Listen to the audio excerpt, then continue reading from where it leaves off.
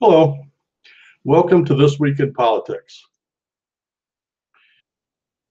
Well, the two topics I want to talk about today is the Vegas drill and the Trump administration's wins that you're not going to hear on the mainstream media.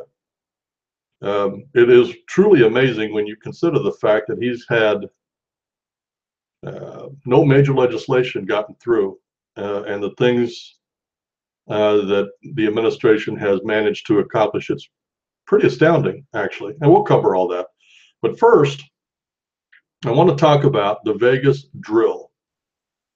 There has been some new information gotten out, and absolutely not by the FBI, Homeland Security, or the Las Vegas Sheriff's Department. We've had nothing from them, not even a press conference. We didn't even have a press conference this week. And if you watch my last show, we did about an hour on just the different types of physical evidence that they should be getting information on an hour by hour basis. And it's been 9 days since their last press conference, and none scheduled as far as I know. So it's been through the independent media, through independent investigators, video investigators that are going through, and they're combing through all the information, combing through videos and blogs, and then taking their findings and putting them online. There's also been, I would say, just the ones I've seen, has probably been 4 or 5 personal accounts this week of things that have happened. And because of the new information, and because of the personal accounts that is now on video, which I don't know how long they're going to be there. I do know this: YouTube, the FBI, and the Las Vegas Sheriff's Department are influencing people to pull videos down. They don't want the videos out there. They don't want the information out there. And as I've said before, I don't know why. I have no idea. I thought the goal here was to get to the truth. But evidently that's not the goal here. I guess if you're the Las Vegas Sheriff's Department, what did he say that first press conference? His goal was to ease the public's mind. When did that ever become part of the sheriff's job? I thought it was to get to the truth and to solve crimes. But anyway, but because of that information, the new information that I'm going to go over, I have changed my original theory about what happened. Still the same number of players, still the same basic concept, but how it was done, I think, is a lot different. Now, the first bit of information that absolutely amazed me that came out this week, at least it was new information to me, is that 50% ownership in the Mandalay Bay. Now, we've been told that the owner is MGM,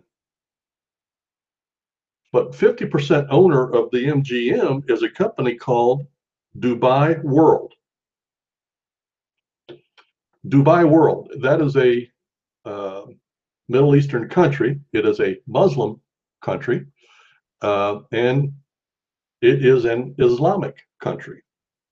That puts a whole new spin on all of the information and all of the proof gathered or not gathered from the Mandalay Bay. Everybody's going out of their way to make this an individual white American who had too much money, too much time, too much booze, and just got bored. That's what they want us to believe. But when you look at the ownership and the things that the MGM has done since the massacre, and I asked in last week's program, I asked, how is the MGM ownership not being punished? How is The entire records of Steve Paddock at the MGM has been scrubbed. There's no record of how often he was there, how long he stayed, what days he stayed, what rooms he stayed in, how much room service he had, how many people were with him. Nothing. It's all been scrubbed.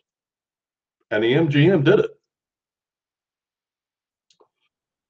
I don't understand that. We also know that they have lied and been promoting lying by Jesus Campos.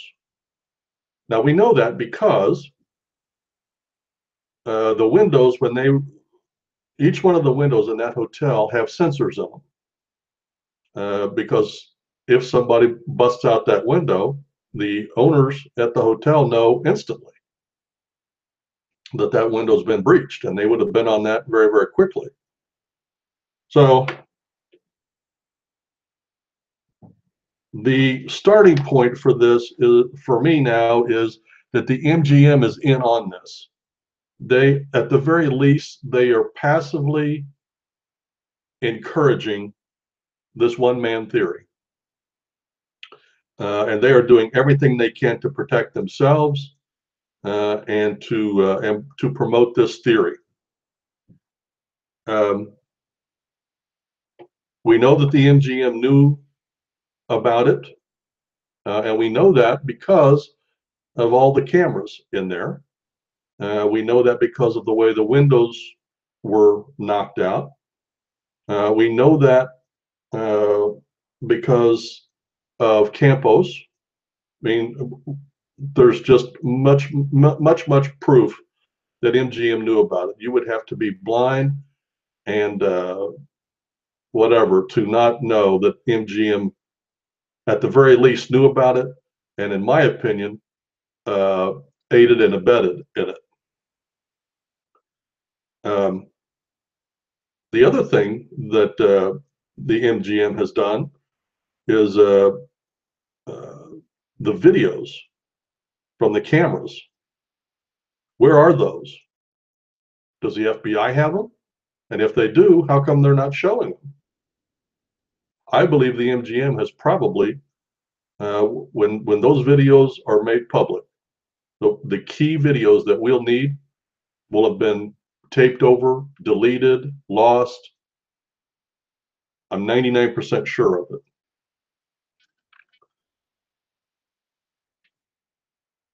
He had his room comped. Now, if you look at that room, that is a suite.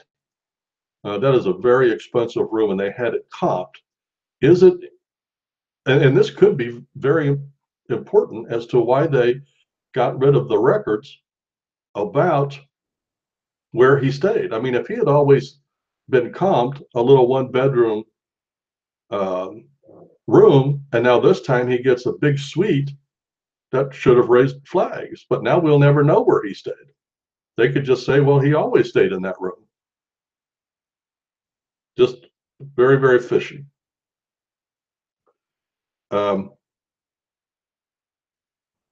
We know that the MGM had to know that those guns were in there. If he brought them up all at once, it would have been obvious and how much luggage he had. If he brought them up a little bit at a time, housekeeping would have known. If somebody else brought them up, they would still have noticed, and they would have seen in the cameras that somebody that's not staying in that room was bringing packages into that room. No matter what scenario you paint of how those guns got into that room, the MGM should have known, and for sure had video of it. If there's video in that hallway, then we know, or should know for sure, how those guns got into that apartment. There is no question at all about that. But that video will be lost, deleted, taped over, non-existent, and that camera will be removed. You watch. I'm 99% sure of that.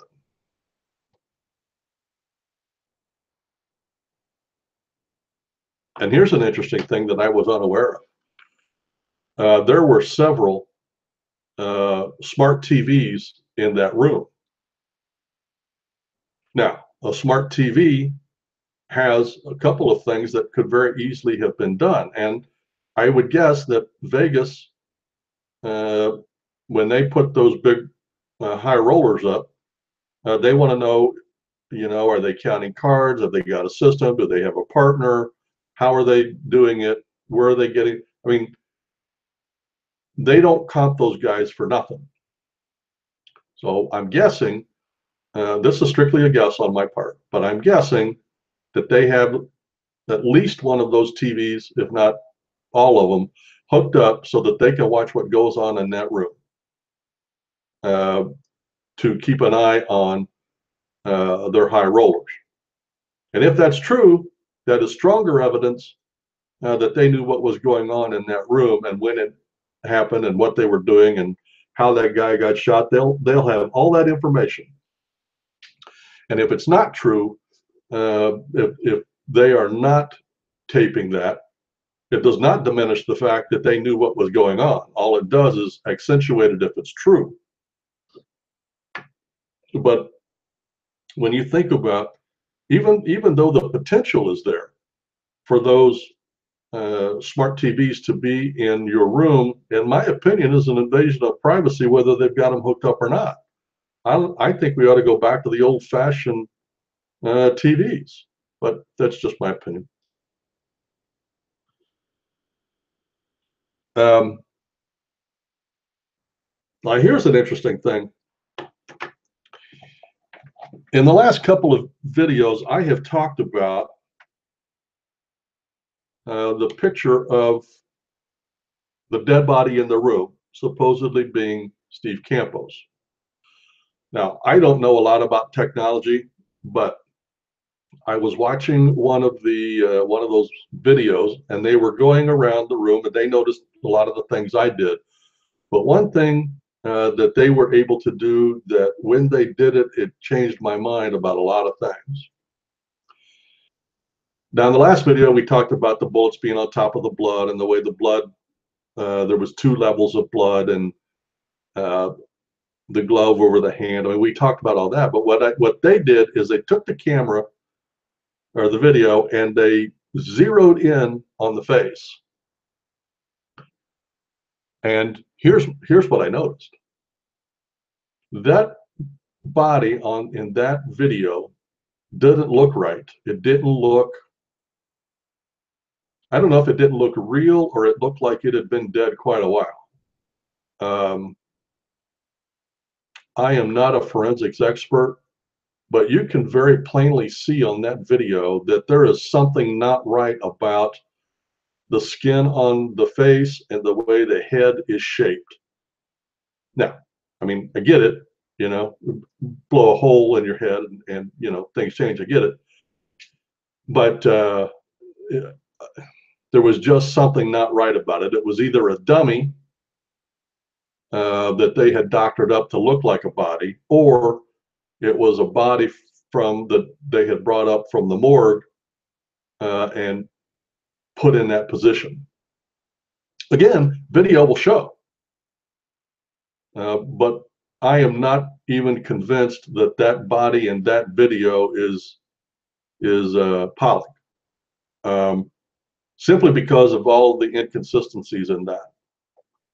And we covered that in the last video about the bullet casings and the bullets on the blood, and where did all the bullet casings go, and the gun over the foot, and I mean, the whole thing was just very staged.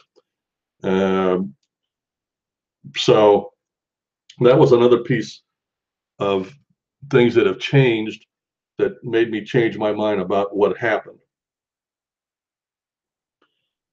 The other thing that I noticed in that video was that the gun, the handgun that he supposedly killed himself with, was in the wrong position. I mean, logic says, I mean, if you take a gun and blow your brains out and you're standing up, which he had to be in that video for that gun to lay on his foot like that, and you do that and you fall back, the gun is going to fall by your side or slightly, slightly above your head. That's just logic. Frankly, I always thought when that happened that your muscles instantly tightened up and the gun stayed in your hand. But assuming that, and then you fall and the gun fall, that's not what that gun is. That gun is easily feet behind his head. And you can tell also that gun had been moved. It obviously had been sitting in the blood. And somebody had picked it up and moved it a foot or two away from the blood. And you can tell that because there's driplets of blood from the puddle to where the gun is. And there's droplets on the gun part that is face up, which there would be, but not that much. So there's something funny about that gun too. And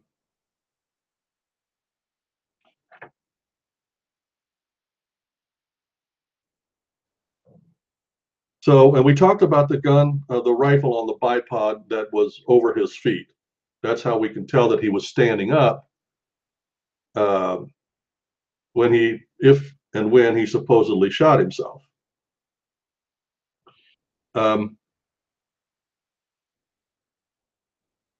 Now, either in the last show or the show before, I don't remember which one, I had said that if I was right or close in my synopsis, that they would rush to get Pollack cremated. And they did it on a QT. I didn't even know it was done. He has already been cremated. His body is dust. There will be no more way to check any forensic evidence on that body, if there was a body.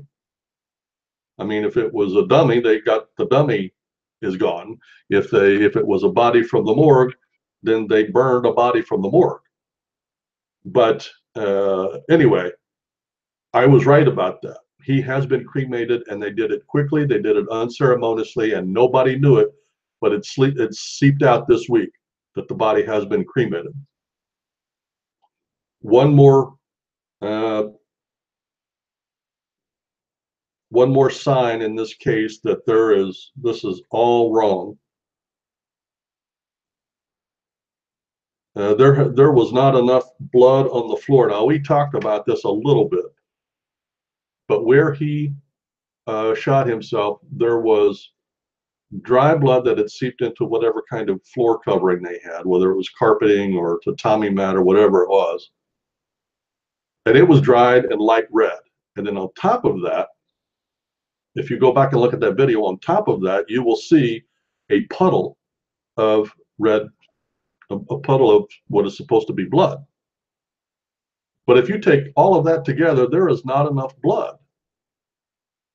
With the hole in your head and your heart still pumping, there should be massive amounts of blood on that floor, and there's not.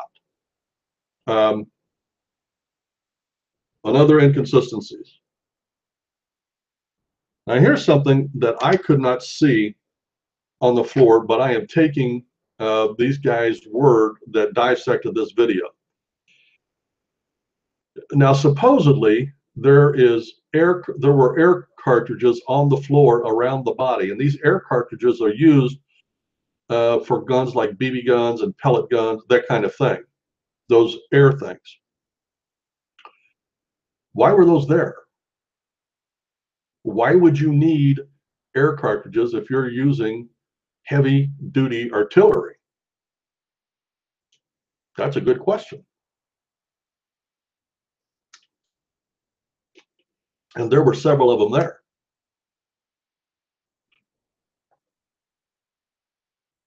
Something else that makes me change my mind about the scenario of events that happened.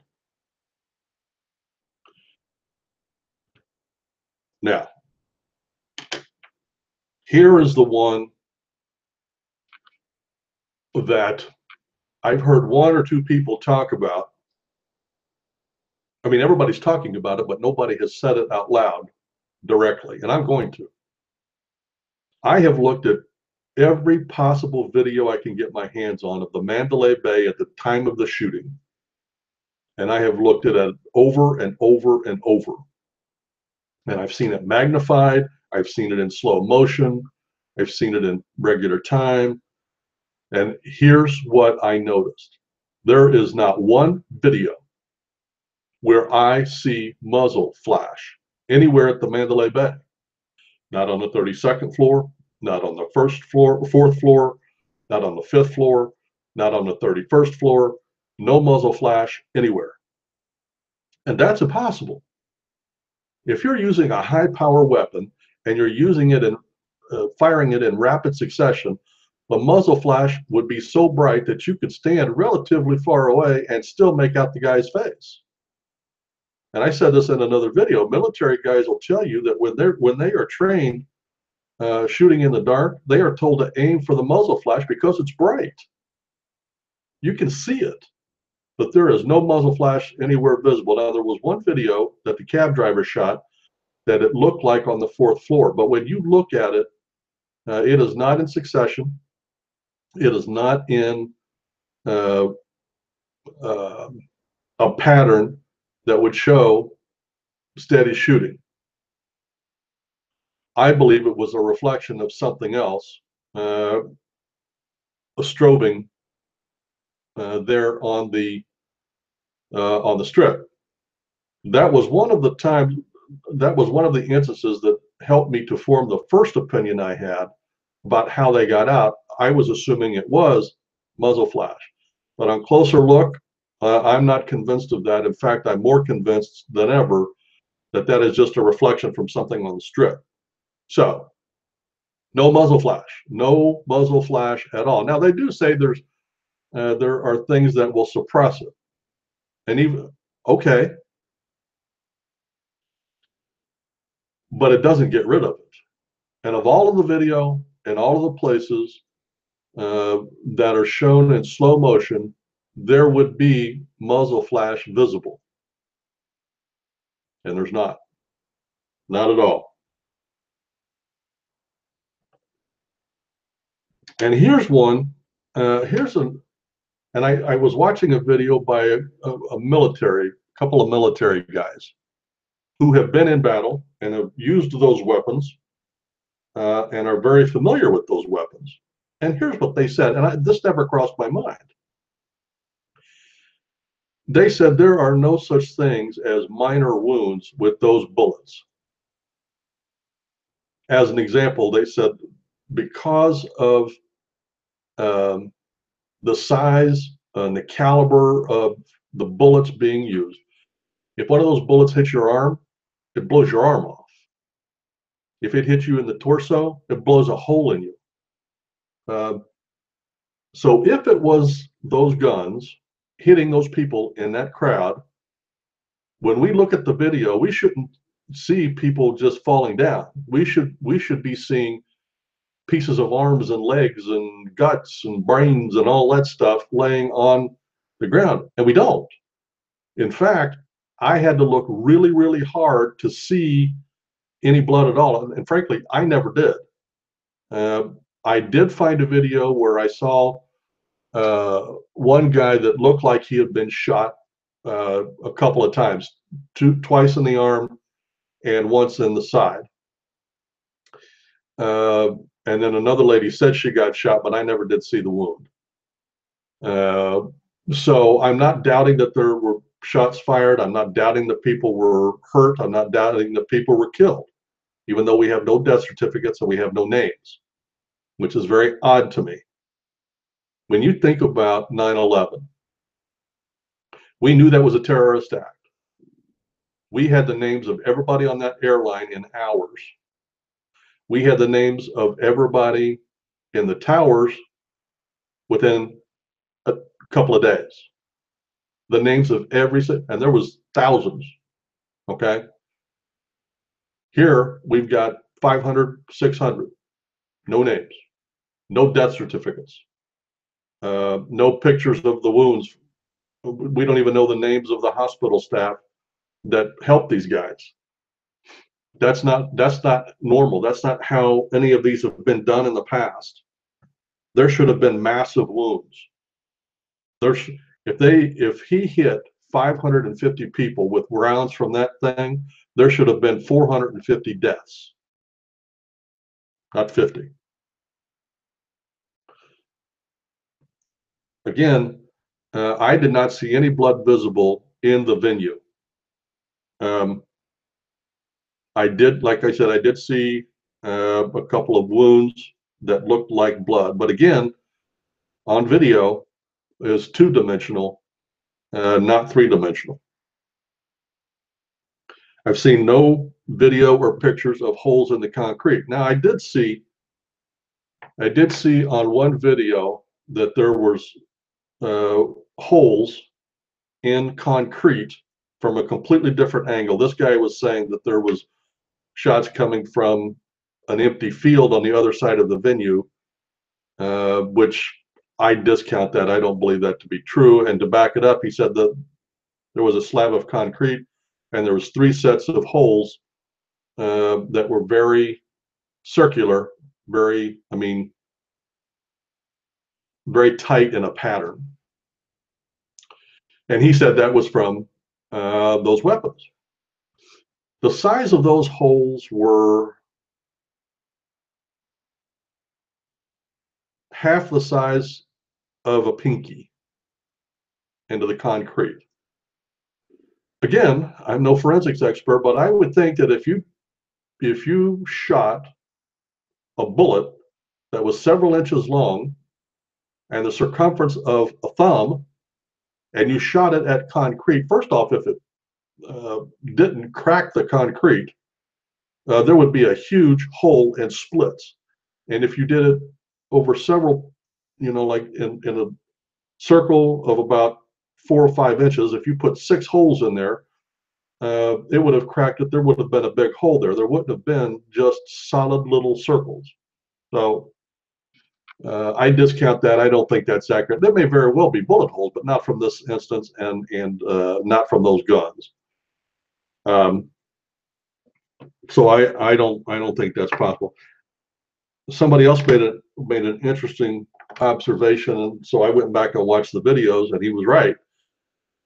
He said if there was 550 people shot and they were down on the ground, how come nobody was administering CPR on any video? Now I get it that there was shooting going on every minute and everybody was scared and there was a lot of panic, and I get it. But I got to tell you, if my wife had gone down, I would not have left her. I would have been giving CPR. I would have been trying to bandage wounds. I would have been doing everything I could possibly do. And if none of that worked, I'd have picked her up and thrown her over my shoulders and carried her out of there. You don't, in that situation, it's not about you, it's about the person you're with. And I didn't see anybody. I mean, I saw a lot of guys holding the girl's hands and pulling them. I saw that, which is great. That's the way it should be. But I didn't see anybody that was down with anybody tending to it. Nobody, not one. I thought that was odd. I didn't think that was. Okay, now here is the one where I got the term, the Vegas drill.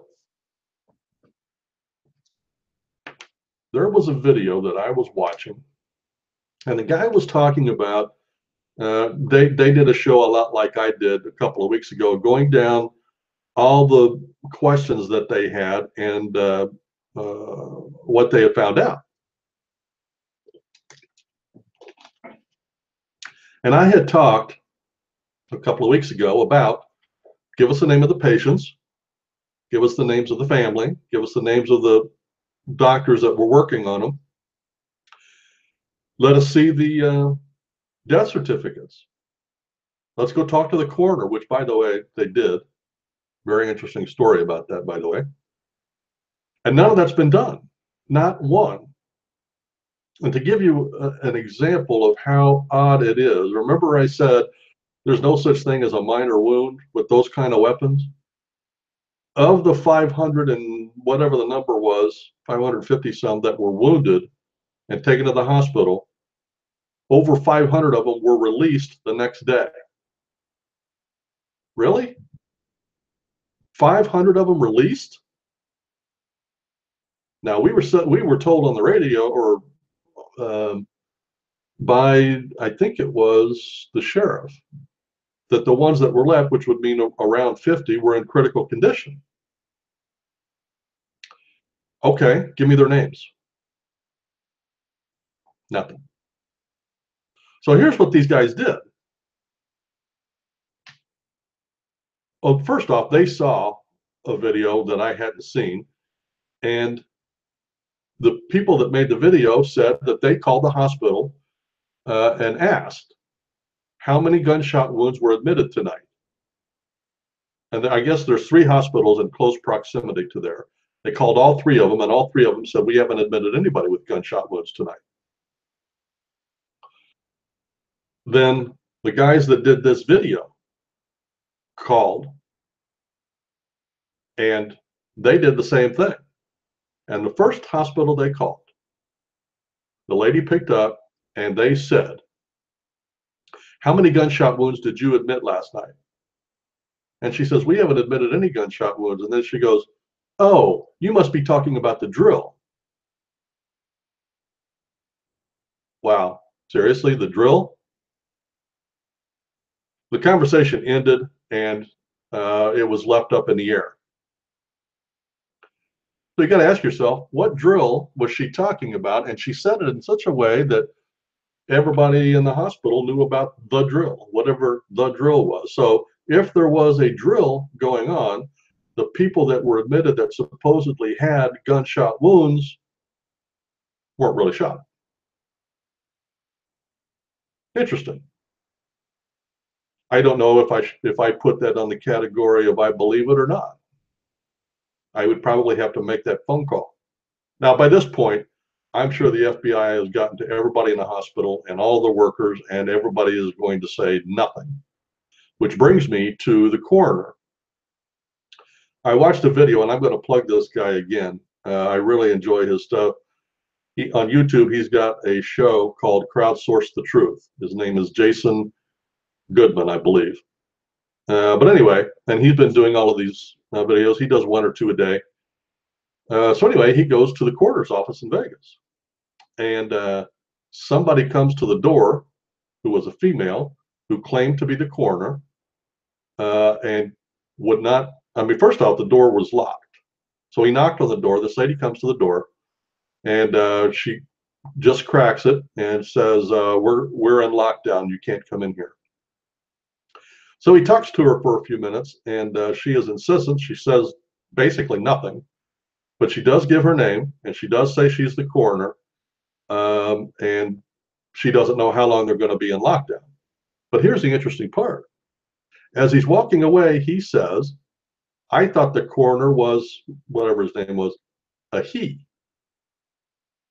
And they got a female answering the door saying that she's the coroner. Now, is it possible they have 2 coroners? I don't think so. It's possible, but I don't think so.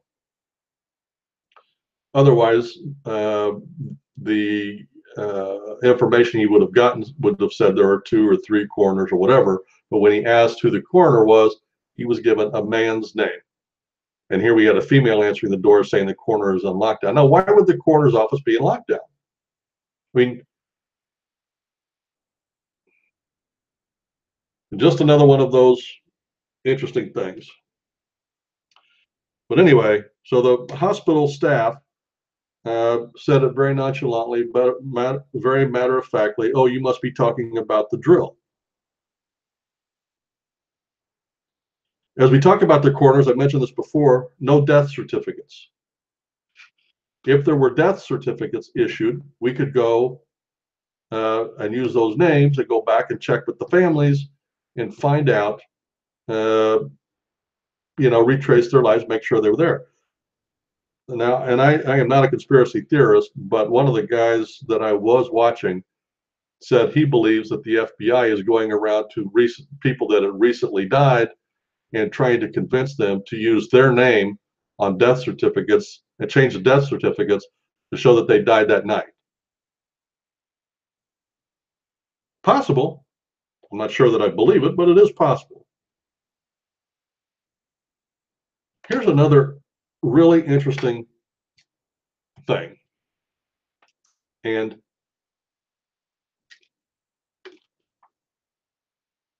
so remember I said, give us the names of the medical workers, give us the names of the people, give us something to go on. Well, here's something. We live in a bureaucracy. There is paperwork for everything. If there was anybody admitted to any of those hospitals that night, there is paperwork showing their name, address, phone number, insurance company, the time they were admitted, the extent of their wounds. Absolutely. Why isn't somebody going to get a court order to have that paperwork looked at? I would guarantee you that the FBI has got that sequestered. We will never, ever, ever see that paperwork until it can be fixed. And it will be fixed.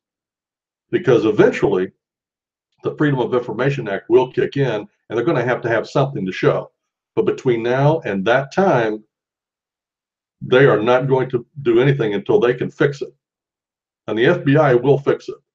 They will get names, they will get addresses, they will get all kinds of information of people who really at one point lived, but they're going to go back and change everything.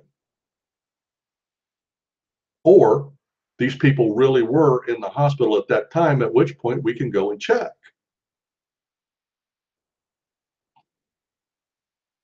But hospitals are bureaucracies, and if they admitted people, there will be paperwork.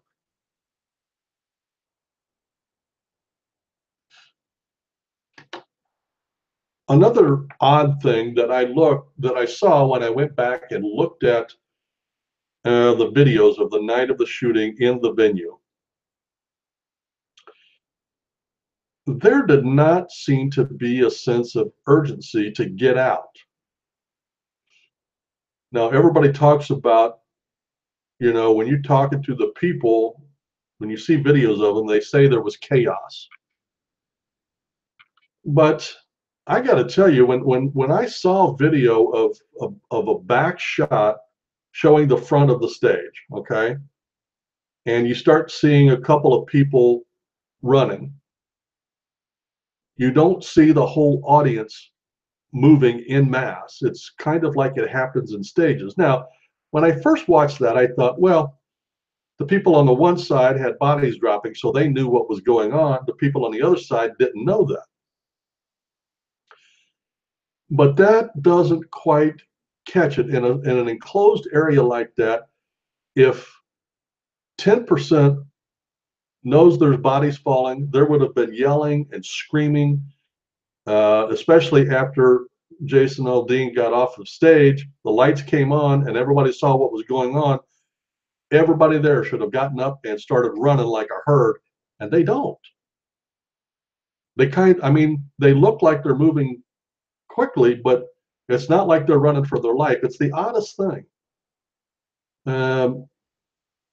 It was just an observation that I made, on top of seeing no blood, on top of seeing nobody taking, pulling loved ones out of the way so they don't get trampled and tending to their needs, or nobody's carrying people out with them that have been injured. There was just a lot of oddities in the whole thing.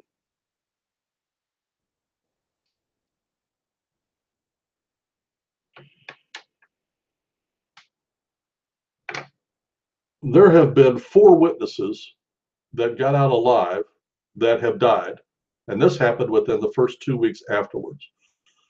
One of them was 28, I believe, and the cause of death was natural causes. It could have been.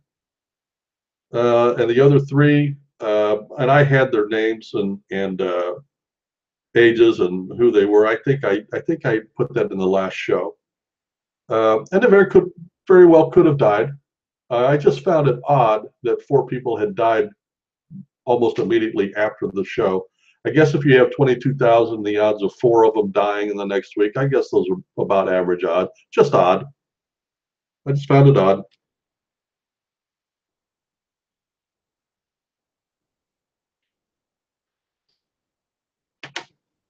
Now, here's one thing that has just absolutely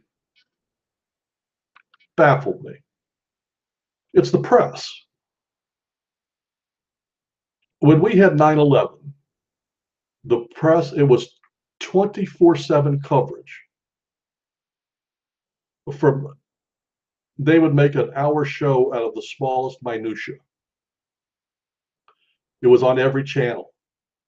It was on every newscast. It was in every newspaper. It was on every magazine. There was stories in everything that you read, everything that you saw, everything on the internet was all about 9/11. Here, absolutely nothing. Nothing. If it was not for the internet, there would be no information at all anywhere. Look at your newspapers. Look in the magazines. There is nothing. And when I And the odd thing is, now I understand that the FBI is going to try to clamp things down. Okay? I mean, in my opinion, they're in the middle of a cover up, so I expect that from the FBI. But what I don't understand is, why is the press allowing this to happen? Why, if I were a reporter, I guess an honest reporter is the key, but if I were a reporter, I would be hounding those FBI guys. I would be sleeping in their front yard. I would be videotaping them every second. And I wouldn't give them a moment of peace until I got some answers. I'd be, where's Woodward and Bernstein? Why isn't Sheriff Lombardo or any of the Las Vegas, even if you assume that the FBI is not going to allow you to do that? If all of the press covers all of the officers and the sheriff's department, even if they have to do it just through surveillance, why aren't they doing that? I would make those guys' lives so miserable that they would give answers, or we would at least get some clues as to why we're not getting answers. I just don't understand why the press is, they are obviously complicit in it. And here's another thing that I noticed, and I talked about this in the last show. When they did have that last press conference, they allowed only mainstream media into that press conference, and he took no questions. And the mainstream media seemed fine with that. They did not allow independents in there, even if they had press credentials. And then after the press conference, after the independents tried to ask questions, the mainstream media just picked up their stuff and left. Didn't even try to ask questions, didn't even ask, didn't even try. So the independents did, and oh boy, the sheriff's department got really rude and really nasty really quick. But they need to do that every second of every day. If those sheriff people go from their office out to lunch, they should be hounded by 5 reporters with video rolling. Those sheriffs get out and go into a car to go do their job. There ought to be 5 cars following him until he gets some questions answered. Not happening. Why?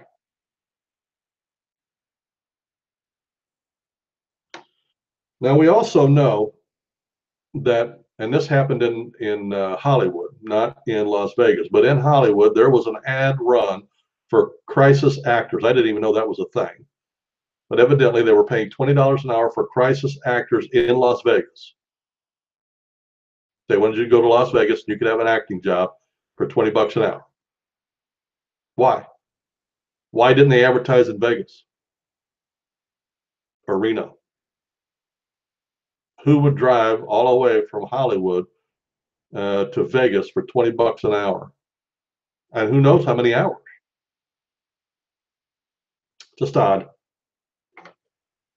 Another one of those oddities that has no answers. So we talked about the injuries that do not match the bullets. Oh, here's another thing that I did not know about. The FBI confiscated everybody's phones and laptops that they could and kept them for a period of time. And when they returned them, they had all been wiped clean. There was no photos, no videos, nothing. The ones that we are seeing are the ones that either they didn't get, the FBI did not get to them, or they had not told the FBI that they had them, or they had sent it out live and it was online already. Now you have to ask yourself, why would the FBI go to the trouble in the middle of a crisis? Why would they go to the trouble to first confiscate, hold for a period of time, wipe them clean, and then return them? Why would you spend the time and manpower to do that? That time and manpower should have been, in my humble opinion, spent solving a crime. Let's go get some facts instead of covering up what somebody might have on video. That just made no sense at all to me. And it's not just one or two people saying that. There have many people have said that their cell phones and laptops have been wiped clean. Okay, now here's another one, an observation that I had made, but I didn't think about it. Remember the part of the narrative that the FBI is going with, by the way, that they had shot through the door and hit Campos in the leg or foot. Remember that story? And the FBI is going with, he had shot 200 shots down the hallway. And I said at the time, okay, let's assume that's true. Show me where those bullets hit the walls. Take some pictures. But here's what I didn't think about. Now you take any door, you see that door behind me? If I just took a handgun, just a pistol, and I put 200 holes in that door, do you think, especially if I put them in a closed circle, but let's just assume that I just sprayed the door with a handgun 200 times. First off, the door would be riddled with bullets and you could see right through it. And secondly, how do you hit, the hallway was 150 feet long and probably 20 feet wide. And if I shot 200 bullets down that, and I only hit a man who's, let's say, 5'10", I hit him one time in the foot, well, first off, that's unbelievable. But secondly, one of those military guys said, and here's what made me think about it. Remember when the shooting was going off and it would shoot for 10 seconds, it would be pop, pop, pop, pop, pop, pop, pop, pop, pop, pop, pop, pop, pop, pop, pop. They counted those. He was using 50 round magazines. That means for 200 shots to go down there, he had to change that magazine. He changed it 3 times, but he shot 4 of them. And if it takes 15 seconds to do that, or it takes 10 seconds to shoot, and then because the other video showed somewhere between 40 and 60 seconds between volleys. So let's say it took him that long to change the clip. So we're supposed to believe that he shot, that time would take 4 minutes. We're supposed to believe that he spent 4 minutes shooting a high-powered rifle made automatic through a door, changing the clip 4 times, and hit this guy in the foot or leg. And it did blow his leg off, by the way. Just a little hole. I mean, assuming he even did get shot. He made a guest appearance on a TV show. He's obviously okay. Military expert says if he did get shot with one of those bullets, it would have blown his leg off. And if he had shot 200 of those rounds through the door, there would be no door left. And the bullets that did get shot down the hallway would have gone through walls. There would have been holes all over the place. None of that's happened. None of that's true.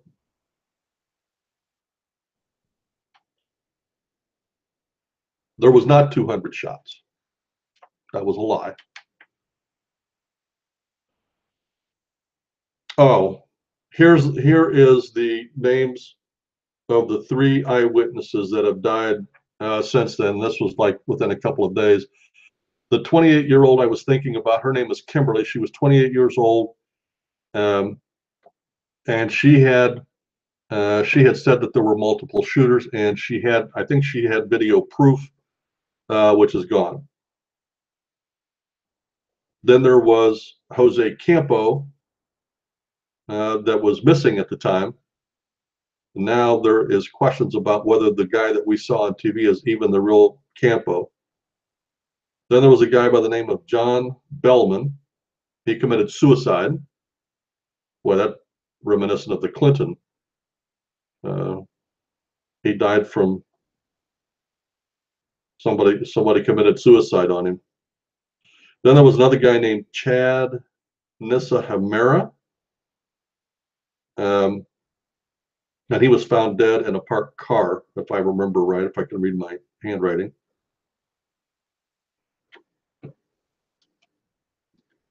I want to come back to that one. We talked about all 3 hospitals being contacted. We talked about the medical paperwork. Now, we haven't had a press conference. I mentioned that earlier. Still no press conference. It's been 9 days, no press conference.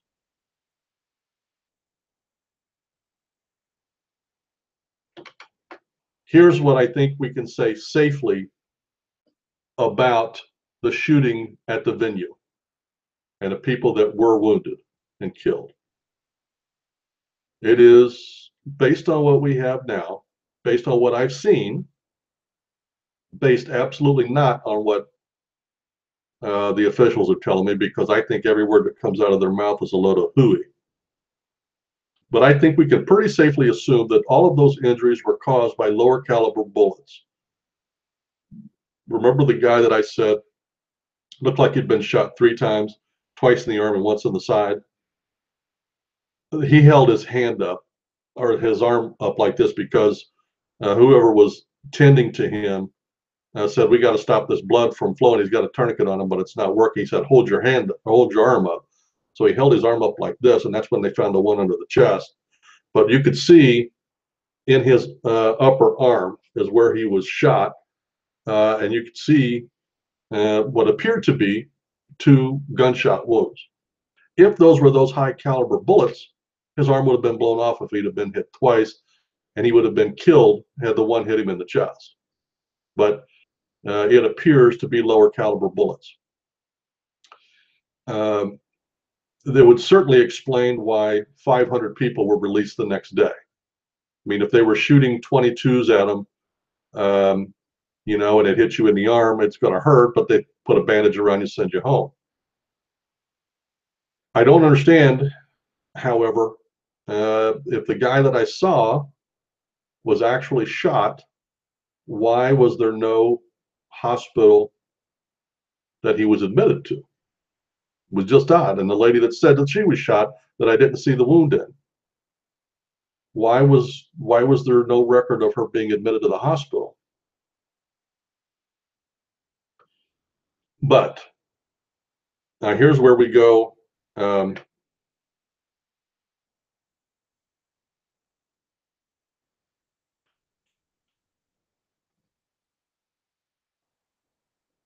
Now, there was a couple of the new videos were from where there were shooters in other hotels. I don't think there's any question that that happened.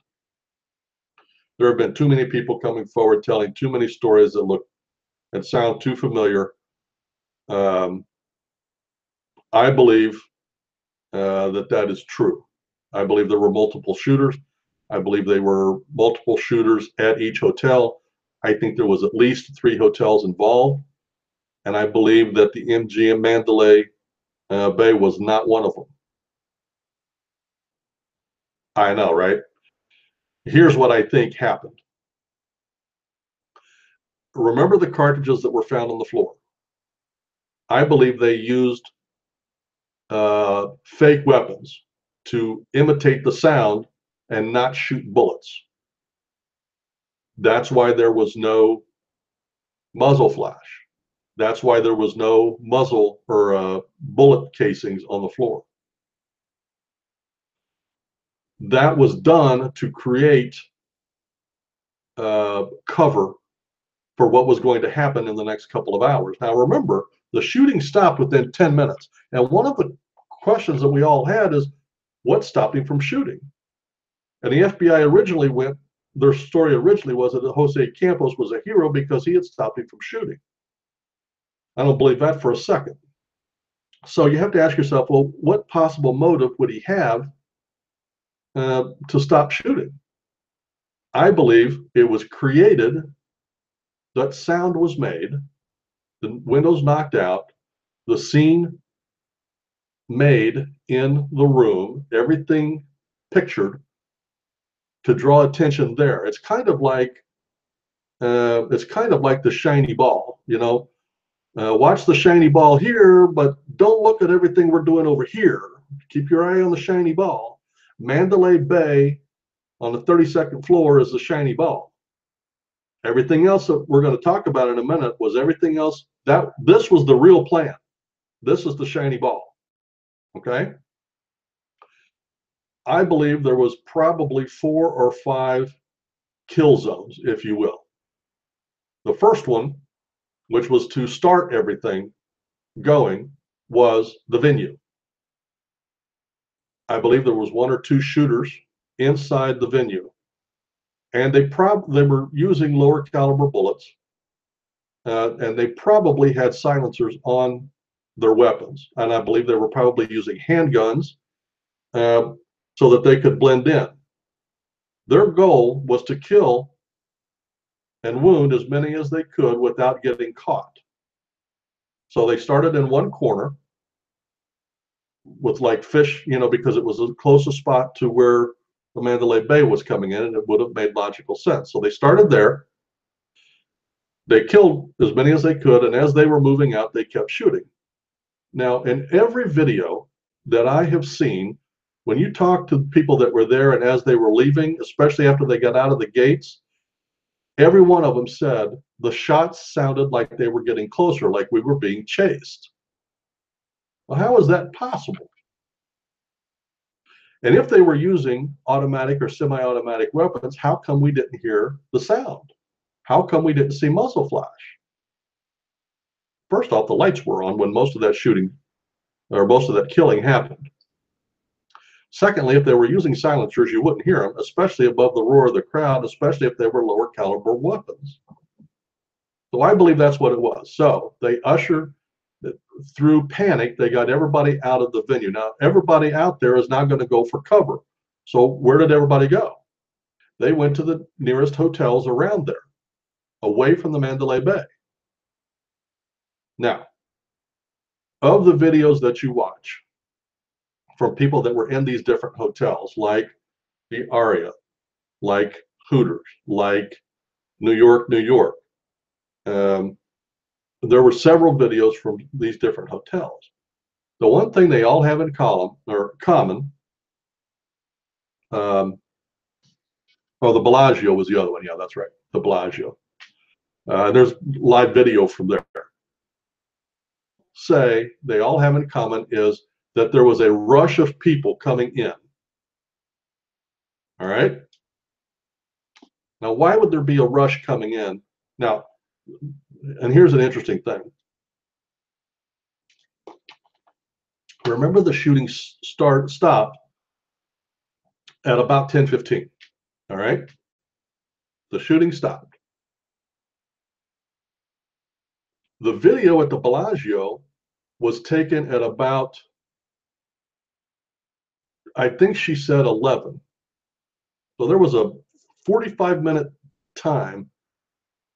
So that means that anybody that came in there probably was walking from the venue or running. But why would they come? it would make sense that they would be trickling in. They would be spreading out to different hotels, and they would trickle in. Here's what I think happened. I think there was people outside directing them into the hotel. The hotel was directing them into a closed quarter. There was one video of a young man that was with his girlfriend, and he said they kept trying to usher him in to this room inside the hotel. And I believe this was the New York, but I won't swear to it. And he wasn't going. And he had a conversation with the guy that was carrying a suitcase that looked very calm and looked out of place. He had a conversation with him. And in the middle of this conversation, he heard from that room coming sporadic gunfire, kind of like a semi-automatic gun. And this guy took off immediately, went into that room, and he went out the back door. So he doesn't know what happened after that. But he did say there was blood on the walls. There was blood everywhere. They were trying to herd everybody into this room. And shortly after that, gunfire came from that room. So I believe, now, why didn't they kill everybody in the room? Why aren't they talking about it? I don't know. But we have confirmed on audio police scanners. I remember I told you from the one hotel, I believe it was the Aria, that the security guard said they had 7 confirmed shooters at 3 different hotels. I believe the plan was this: kill as many as you can in the venue, have 2-man teams in various hotels, shovel everybody into a certain room, go in, that's the kill zone, kill as many as you can and get out as quickly as possible and don't get caught. So there should have been 4 kill zones. There should have been 4 areas of investigation from the FBI. Now, I don't know who's in charge of this. I don't know why those other hotels are not showing video. I don't know why they're coming out. I don't know why they're denying it ever happened. I don't know any of that information. I've seen enough videos. I've seen enough people talking about it. I've seen enough proof that I am 99.9% sure that was the plan and that's how it was executed on at least 3 different instances. That is the new theory. I have not heard anybody else say that, but I'm pretty sure that was the plan. Now, how many people were in those in other hotels that nobody's gotten video out yet? I don't know the answer. I know for sure that we've talked about 3 of them: the New York, the Aria, the Bellagio, 4, and Hooters. Now, again, as I said earlier, I am not a conspiracy theorist. All I'm doing is going by what I see and trying to use common sense. I don't believe most of these conspiracy theorists are using common sense. I think they're trying to create something for themselves. But everything that I've seen and heard, this makes the most sense. Now, here's the thing that everybody is puzzled about. What is the motive? Well, one possible motive, and with each motive, there are different people that would be involved in this. One motive would be gun control. Hillary Clinton came out within hours of this and started talking about gun control. Why am I not surprised that she doesn't get it? She still doesn't get it. It could have been a training exercise by somebody, the police or the sheriff's department, that the mafia or somebody had hijacked and used it for a terrorist purpose. It could have been used as this terror scenario could have been used as cover to do something else. What if 2 or 3 of the casinos out there had been robbed? Well, they were, again, with the shiny ball theory. They were worrying security was tied up with these gunshots and people being killed, and meanwhile, security's been pulled from wherever the cash is at. Don't know.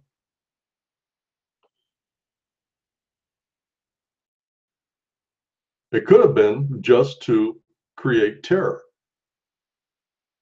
by terrorists. Remember, 50% of the Mandalay Bay where this whole thing started, but nobody was killed at the Mandalay Bay. Did you ever think about that? The only one that was supposedly killed was Steve Pollack. But 50% of the Mandalay Bay is owned by Dubai World, a Dubai company, a Muslim company from a Muslim country.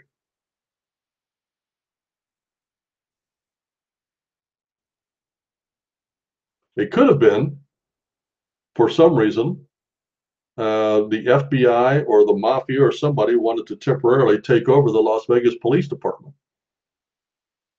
If that was their goal, it worked. Because you can look at the videos and see that Sheriff Lombardo's not in charge. People in Las Vegas have no power at all. They're not investigating. This seems to be the most popular theory out there, that this is all about money.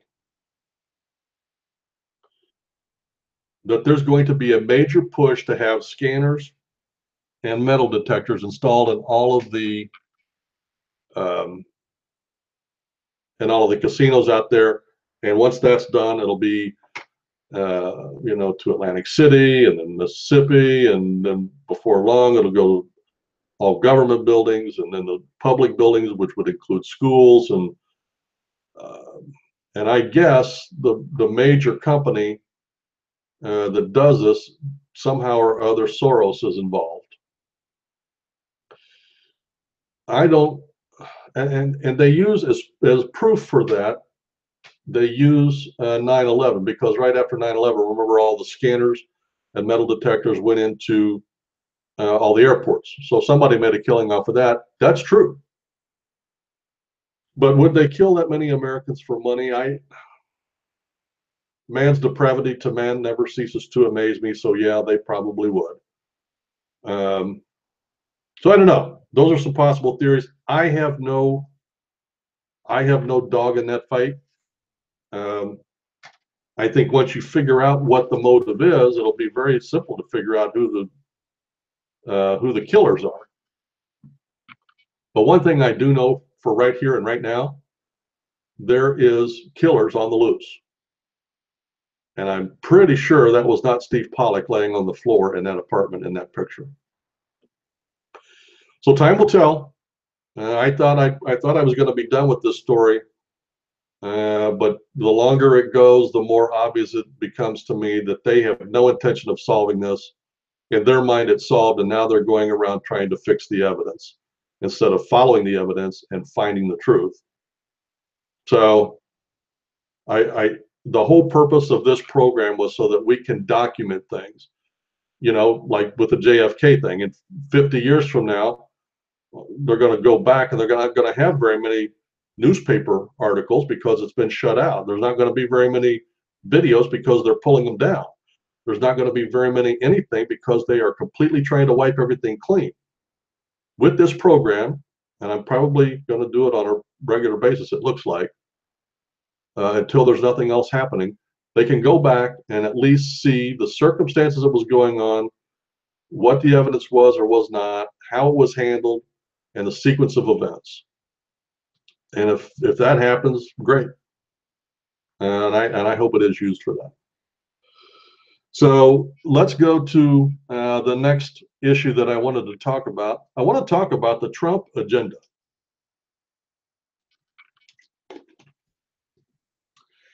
And just in the issue of full disclosure, I did not vote for Trump. I am a conservative, but I did not vote for Trump, and here's why: I don't trust him. And I do another show, and I did a couple of programs on Trump, and long before he was the Republican nominee, I did video biographies on all 17 candidates. And long before he won anything, I said, I believe he would throw his own mother under the bus to get what he wanted. And that kind of guy I don't trust. That kind of guy I don't want to lead me. Because you never know where he's going to land on anything. It turns out I was right. But he has been extremely successful. Remember when he said, we're going to win so much, you're going to get tired of winning? He's right. He has been winning, and he's been doing it without any major legislative victory. In fact, he's been defeated. He tried to get Obamacare gotten rid of and replaced. Couldn't get it done. So when I started looking, and I made a list of the things that he has managed to get done, just from the bully pulpit, from reducing restrictions on regulations, and from doing business-friendly things and jawboning. By doing all of those things, he has accomplished a lot. And I want to go down those because, and here's why. I am not on the Trump train. But I've been alive long enough. I remember Reagan, and Reagan did not have this kind of victory right out of the chute. It took him a year to get Reaganomics through the legislature. And then it took another 3 or 4 before it took effect. But our economy has already turned around. Major jump. But I want to go down these, and I want you to think about, in context, what he has managed to get done. I am not pushing Trump. I wanted to make this part of This Week in Politics because it is amazing to me. Now, remember, I said in one of the first shows, the purpose for this was to chronicle what was going on, because the mainstream media is not going to give Donald Trump props in anything. 50 years from now, when people look back at the Trump administration and they try to write books about it, all they're going to have is negative information to go back and reference, because nobody's talking about the positive things that he's done. So as an example, on tax reform, he had lunch with Mitch McConnell this last week, and they came out and sang each other's praises, blah, blah, blah, all politics. But in front of the press, he did get Mitch McConnell to say that tax reform is a priority to get done this year. I think that's awesome. If they manage to get that done, all of the economic progress that has been made will continue and will soar more and more. However, the flip is also true. If it doesn't get through and business sees that it's going to be at least another year before anything gets done, there is the real possibility that any economic success we've had so far will start to go in reverse.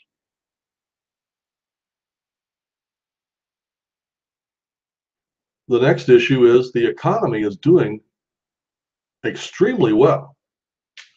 The stock market in 6 months has gone up 25%. That's amazing. When he took office, it was at 18,000. As I sit here and talk, this week it went up over 26,000. That is amazing. That stock market has gone up 8,000 points in 6 months. And it is true that it has been based mostly on the income and the balance sheets of the companies in the stock market. And that has been happening because of the things that Trump is saying and doing. It's just amazing. The other thing that the Fed can't figure out is how come there's no inflation. Inflation is going to be a sign that the economy is heating up. We're doing great and still no inflation. That is amazing. This week also, information came out that unemployment is down, and new claim benefits. Now listen to this. New claim benefits for unemployment have not been this low since 1973. Think about where you were or what you were doing in 1973. That was the last time the unemployment benefits have been as low as they are now. And the population, I am sure, has close to doubled. And yet, it is as low as 1973. That's unbelievable to me.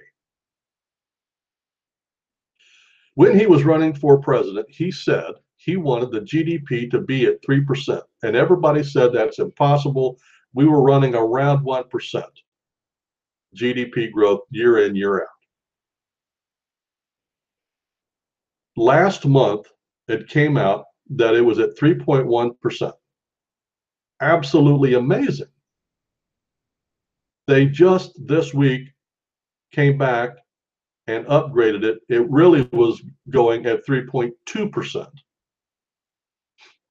Can you imagine what's going to happen to the GDP if they get tax reform done? 3.2% GDP growth. Unbelievable.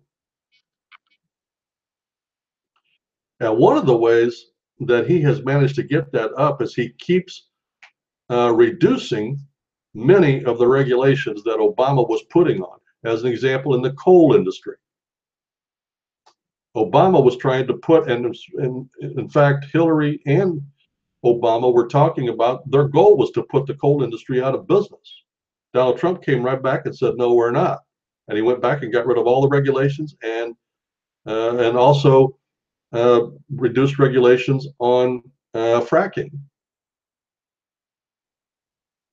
Brilliant moves.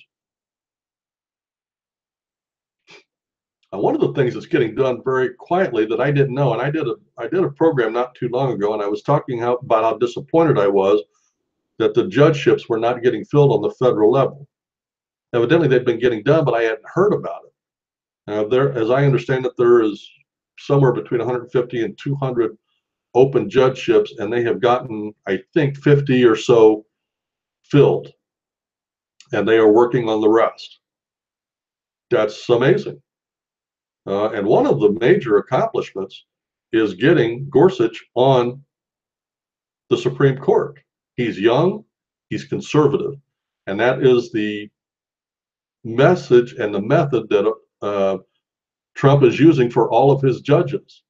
They're all in their 30s and 40s. We theoretically could have a conservative judges for the next 40 or 50 years if he gets these done.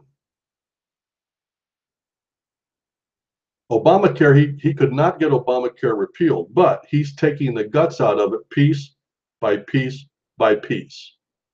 The subsidies for the insurance companies he eliminated, and he could do that because of the way Obama had done it. Obama did it illegally without Congress, and he can't do that. So Trump just deleted that, and the subsidies are gone. That alone will end Obamacare very, very quickly.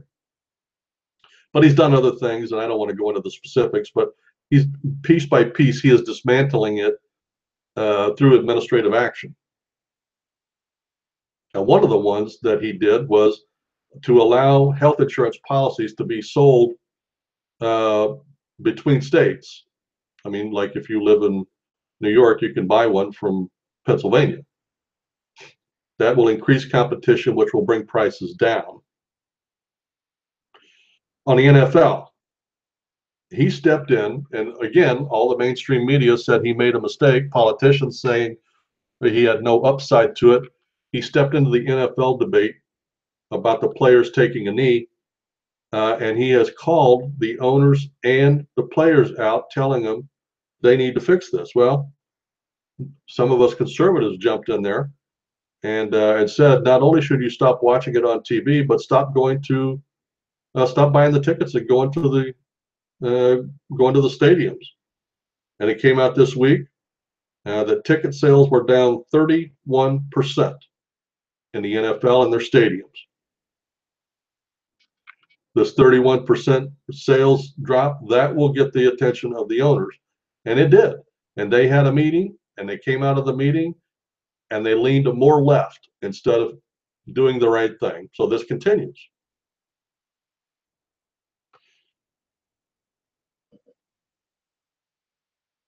The way they went more left was the NFL owners decided to join a program to reduce inner city sentencing on drugs. Now remember, 80% of the players in the NFL are black. And one of the things that they are supposedly going for is Black Lives Matter. So the NFL owners decided, okay, well, if you guys will stop, pretty please stop kneeling. And if you do that, we'll bribe you. Well, not you directly, but we'll donate money to try to get legislation to reduce sentencing for blacks who get caught with drugs. Can you believe that?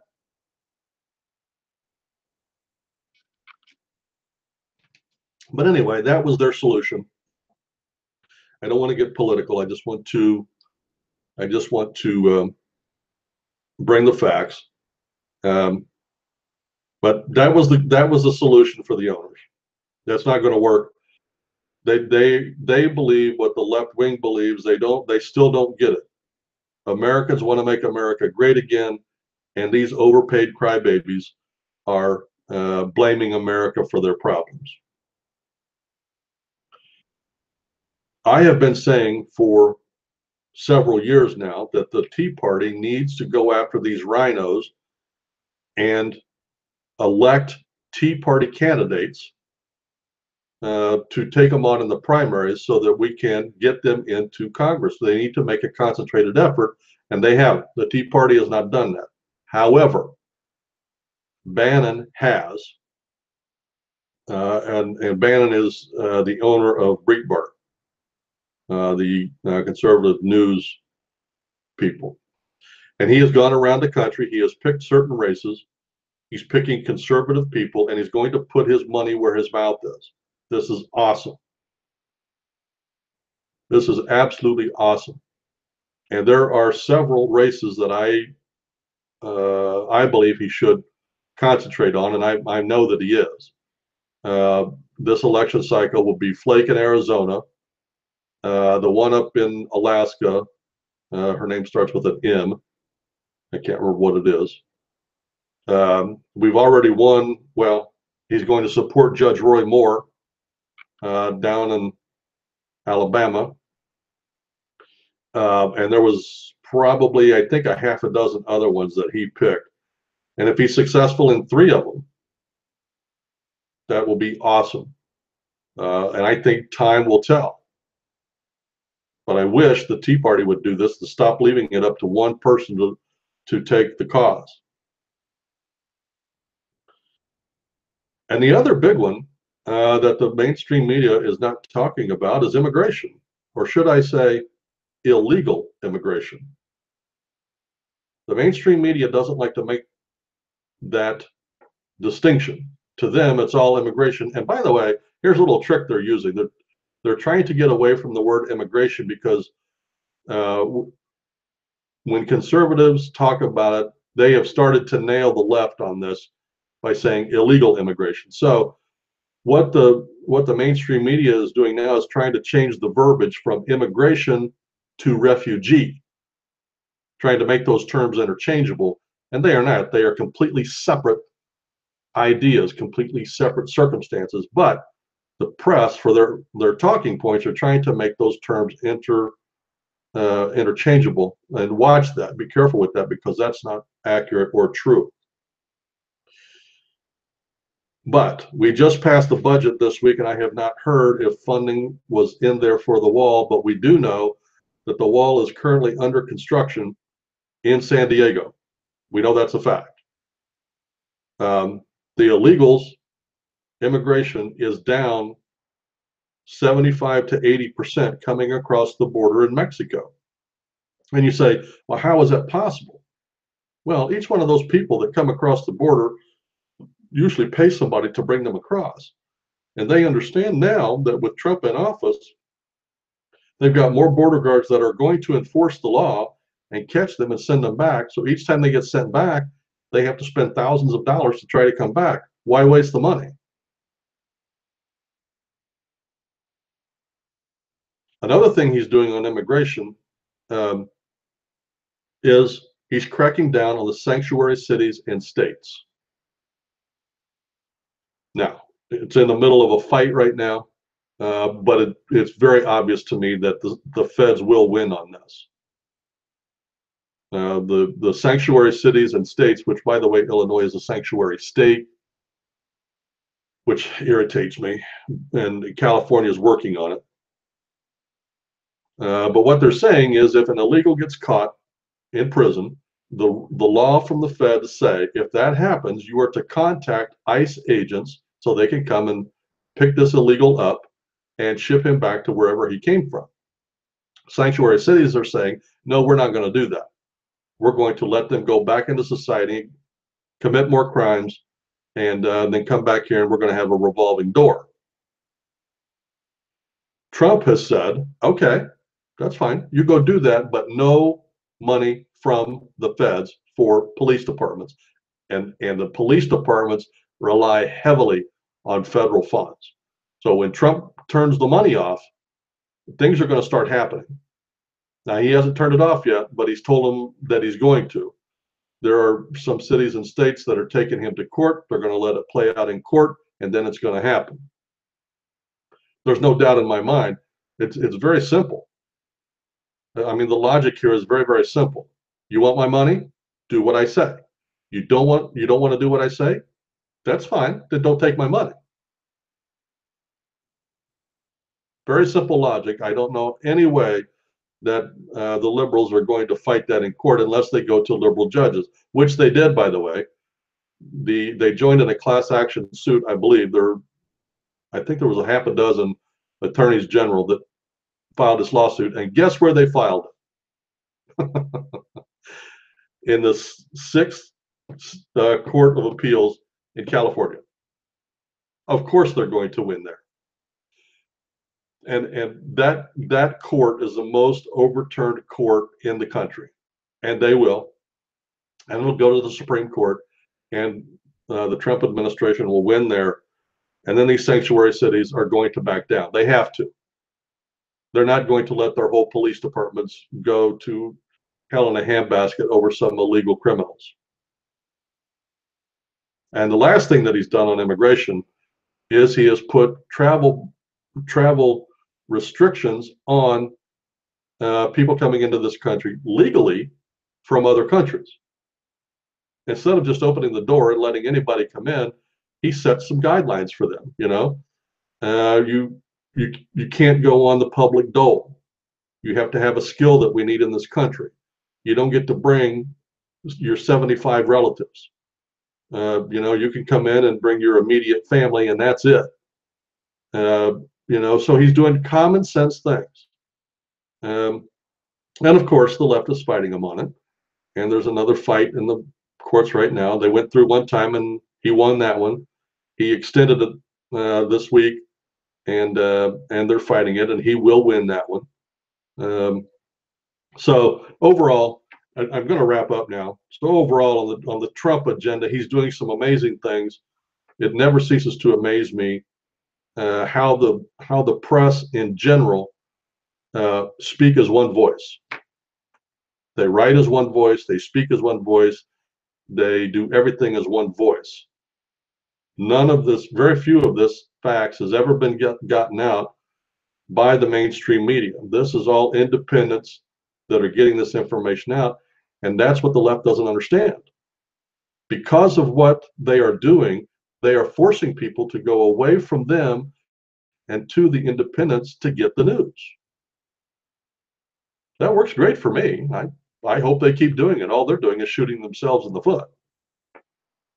But anyway, so those are the events. I've gone a little long this week, so I'm not going to do current events. I'll do those again next week. That's a segment where we try to tie what happened just in the week so that we can tie them together to the big stories. But I've gone long this week, and I don't want to do much. Frankly, my voice hurts. So, but anyway, that's a program. Thank you very much for tuning in. And by the way, this program and all of the shows are produced by the Prayer Box Ministry. If you'd like to know a little bit more about who we are and what we do, you can find us online at www.prayerboxministry.org. Prayerboxministry.org. There's a lot you can do over there. It has been designed to be an interactive website. You can listen to my other programs on there. You can have the Bible read to you. You can join a prayer group. There's all kinds of things. Go over there and check us out.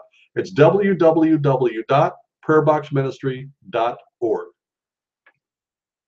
We'll see you next week. And I want to say thank you again for watching This Week in Politics.